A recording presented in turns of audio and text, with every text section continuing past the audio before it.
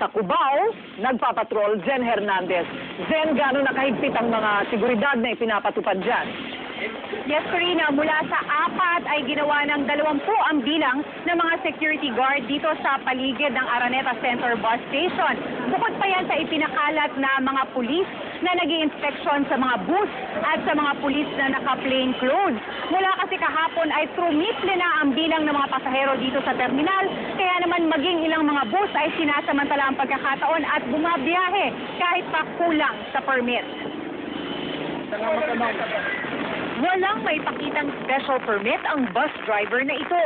Kaya kahit nakapwesto na ang mga pasahero sa kanilang upuan, hindi pinayagan ng LTO at LTFRB na makaalis ang bus. Marami tuloy ang nagalit. May iba kasi madaling araw pa naghihintay sa terminal. Yung mga bata, hirap na gutom na, tapos sila hindi pa makakaalis. Paano naman yung mga pasahero? Kagabi pa kami rito, alas 2 pa lang. Tapos hindi po matutuloy namin. Dapat hindi sila po nag-issue ng ticket. Siguraduhin nila yung pasahero kung makakasakay talaga at makakaalis talaga po. Pero wala ring nagawa ang mga pasahero kundi maghintay sa kapalit na bus. Hindi na rin kasi sila makalipat ng bus company dahil fully booked na ang mga biyahe. Ang mag-inang si Jocelyn at Peter, 4 na oras nang naghihintay para sa special trip papuntang Iloilo. Ayaw namin na mapabukas na. Kaya maghintay kami. Kinumpis ka naman ng MTRCB ang ilang kopya ng pelikula na ipapalabas sana sa ilang mga bus na may TV.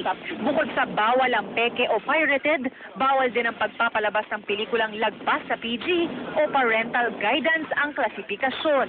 We're protecting our youth.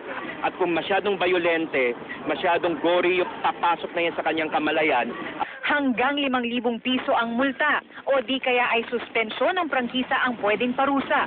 Pero dahil hindi rin mababantayan ng MTRCB ang mga bus sa gitna ng biyahe, humihingi rin sila ng tulong sa mga pasahero na i-report ang mga paglabag sa kanilang email address at Twitter account.